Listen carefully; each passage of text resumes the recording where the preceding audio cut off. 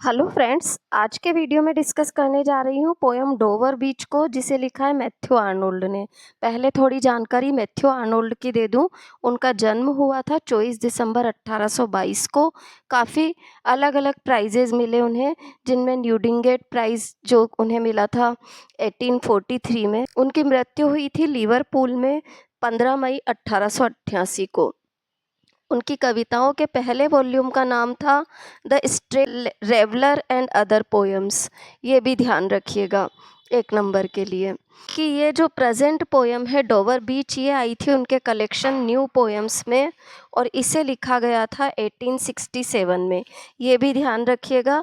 इस पोएम के अंदर डोवर बीच की जो खूबसूरती है उसका वर्णन करने के बाद हमें ये बताने की कोशिश करते हैं कि ये जो बीच है ना, ये रिप्रेजेंट करता है हमारी दुनिया में जो रिलीजियस फेथ, एक दूसरे के प्रति प्रेम और विश्वास की जो कमी होती जा रही है उसको। जैसे बीच के किनारे पर से पानी पीछे की ओर खिसकता जा रहा है, यानी कि बीच पर से यह धर्म अब धीरे धीरे पतन की ओर जा रहा है। इस चीज़ को रिप्रेजेंट किया है उन्होंने इस पोयम के अंदर।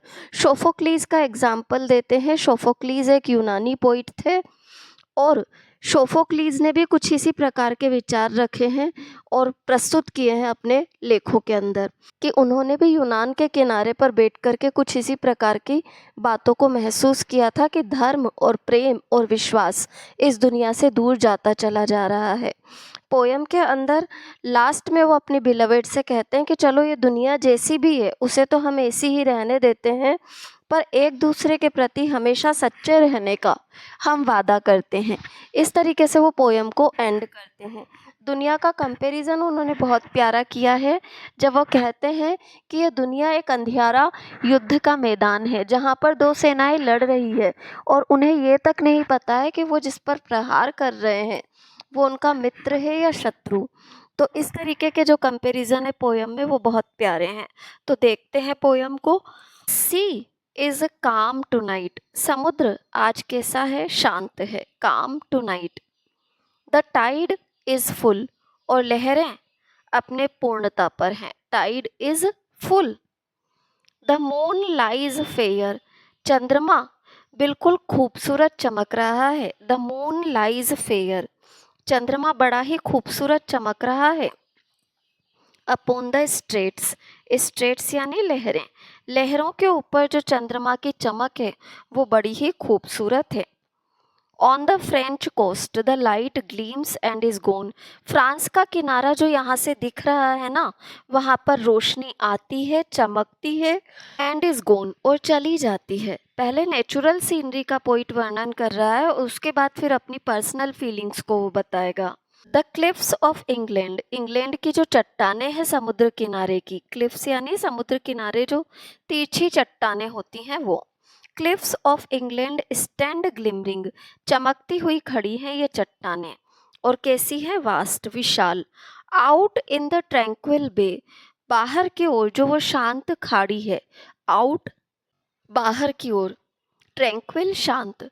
बाहर की ओर जो वो शांत खाड़ी है, ट्रैंक्विल यानी शांत, वहां पर ये सब कुछ है।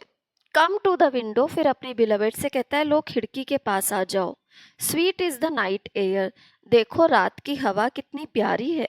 Sweet is the night air. Only from the long line of spray. पानी की जो वो लंबी सी बौछार है, long line of spray, spray बौछार। Where the sea meets the moon blanched land. चंद्रमा से आच्छादित जमीन से जहां पर कि समुद्र आकर के मिलता है, वहां पर देखो पानी की बौछार कितनी प्यारी है। लिसन, सुनो। You here. जब तुम गौर से सुनोगी ना तो तुम्हें सुनाई देगा। The grating roar. पत्थरों के आपस में टकराने का sound, grating roar. Of pebbles. Pebbles कंकड़। कंकड़ों के, पत्थरों के आपस में टकराने का साउंड तुम्हें सुनाई देगा। विच जिन्हें की द वेव्स समुद्र की लहरें क्या करती है? थ्रो बैक उछाल देती है, एंड फ्लिंग उछालती हैं। ड्रॉबैक पीछे की ओर खींच करके ले जाती हैं या फिर उछाल करके फेंक देती है। उन पत्थरों की आवाज सुनो। The waves draw back. लहरें अपने साथ इन पत्थरों को पीछे की ओर ले जाती है and fling at their return, और जब लौट करके आती है तो उछाल करके फेंक देती है। अप द हाई स्टैंड, जो वो ऊंची सी लहर है उसके ऊपर क्या है, begin and cease and begin again. ऐसा लग रहा है जैसे तो ये लहरें कभी तो रुकती हैं, कभी चलती हैं और फिर से शुरू हो जाती हैं। विथ ट्रेम्युलस कैडेंस स्लो, एक कपकपाती सी हुई स्पष्टता के साथ। ट्रेम्युलस कपकपाती हुई, तरंगित, कैडेंस स्पष्टता, एक कपकपाती सी हुई स्पष्टता के साथ ये लहरें धीमे धीमे बढ़ रही हैं। स्लो एंड ब्रिंग, और जब ये लहरें ये गतिविधि कर रही हैं पत्थरों को आगे आते वक्त तो फेंक देने का और पीछे जाते वक्त अपने साथ ले जाने का, इस गतिविधि के कारण क्या होता है, bring the eternal note of sadness in, उदासी का जो अनंत सुर है, मानव जाति में जो उदासी बनी रहती है उस उदासी का जो वो अनंत सुर है उसको हमारे सामने ला करके रख देती है। सोफोक्लीज लॉन्ग अगो, फिर पोइट क्या याद करता है कि लंबे समय पहले, लॉन्ग अगो, सोफोक्लीज जो कि एक यूनानी पोइट थे, सोफोक्लीज जो कि एक यूनानी पोइट थे, उन्होंने heard it on Aegean, Aegean यानी यूनान का किनारा, इसी साउंड को उन्होंने यूनान के किनारे पर सुना था।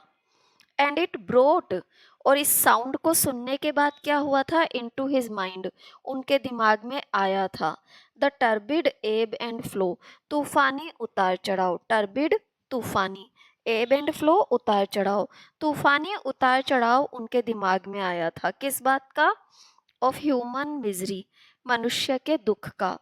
उनके दिमाग में ये विचार आया था कि मानव जाति कितनी दुखी है। Of human misery, we find also, हम सबको भी मिलता है, in the sound a thought, इस जो ये समुद्र की लहरों का साउंड है उसमें, इन द साउंड ऑल्सो क्या मिलता है, अ थॉट, एक विचार। Hearing it by this distant northern sea, जब हम इस उत्तर के दूर के समुद्र पर खड़े होकर के इसे सुनते हैं, समुद्र की लहरों को सुनते हैं, तो ऐसा ही एक विचार हमारे दिमाग में भी आता है। द सी ऑफ फेथ, विश्वास का समुद्र, द सी ऑफ फेथ, आपसी विश्वास आपसी प्रेम का समुद्र। Was once too at the full, इस धरती के किनारों पर किसी समय में अपने पूर्ण पर था, यानी कि चारों ओर प्रेम और विश्वास था। एंड राउंड द अर्थ शोर, इस धरती के किनारों के चारों ओर।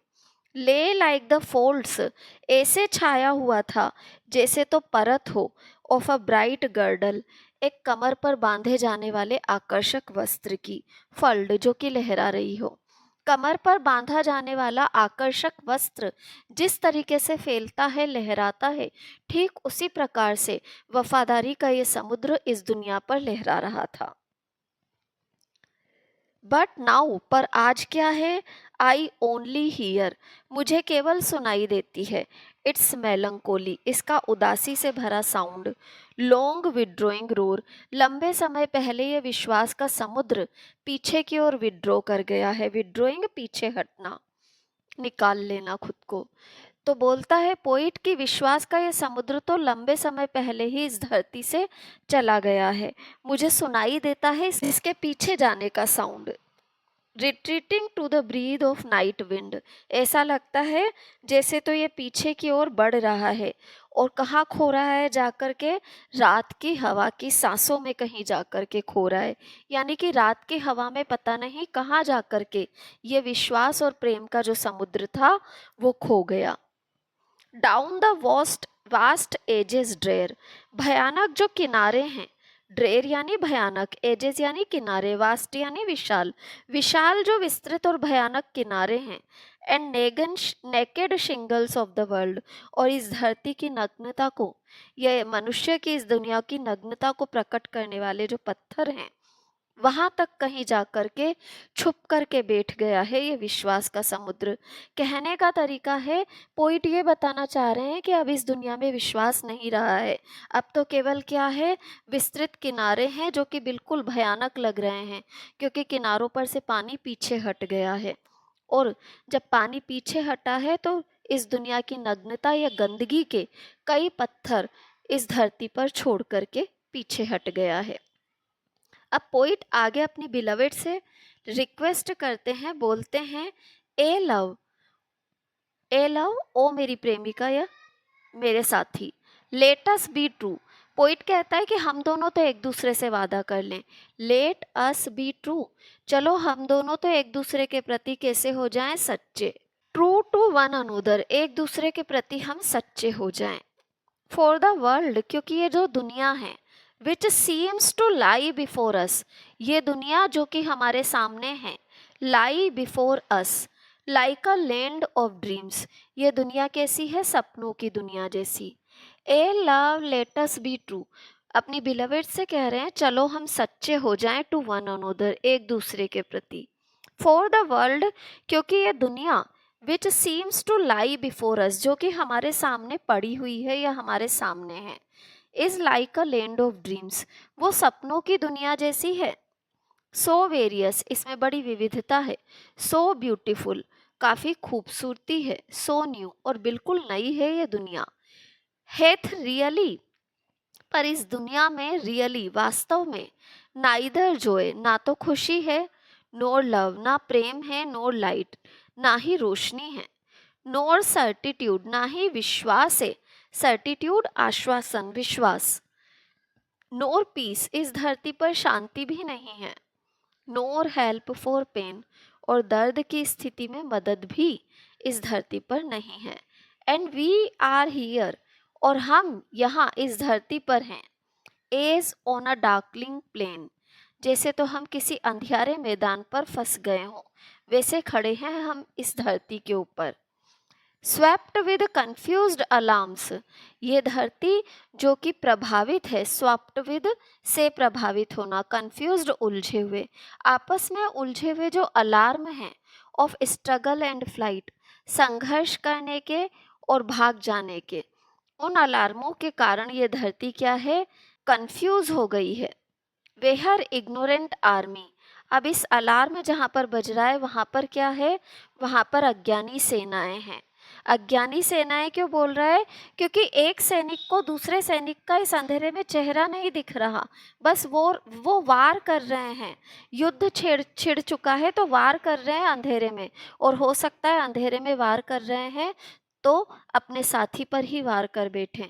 इसलिए बोल रहा है ये दुनिया एक डार्कलिंग प्लेन है जहाँ पर कि हम एक दूसरे से ही लड़ रहे हैं, हमें ये तक नहीं पता है कि हम जिस व्यक्ति पर वार कर रहे हैं वो हमारा शत्रु है या मित्र है। बेहर इग्नोरेंट आर्मीज, जहाँ पर कि अज्ञान से भरी सेनाएं क्लेश, टकराती हैं एक दूसरे से, बाय नाइट, रात के समय में, ऐसी है ये दुनिया। यहाँ पर वो पोयम को कंप्लीट करते हैं। पोयम में बहुत ही प्यारा कंपैरिजन दिया है युद्ध के मैदान और इस जीवन का। जीवन भी एक युद्ध के मैदान जैसा है जहाँ पर कि हर समय संघर्ष है।